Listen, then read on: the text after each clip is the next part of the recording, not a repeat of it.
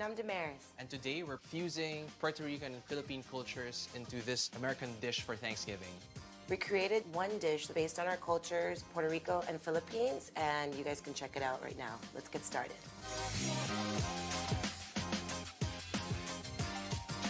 I think what makes a Friendsgiving meal great is the opportunity to hang out and reconnect with friends that you haven't seen for a while. And for me, it's sharing dishes and our cultures. So I created a canoa, which is a canoe, which is a fried or baked plantain.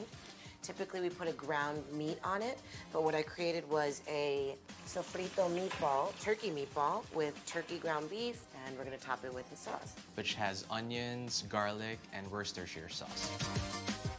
Here you have it, guys. One amazing, delicious dish.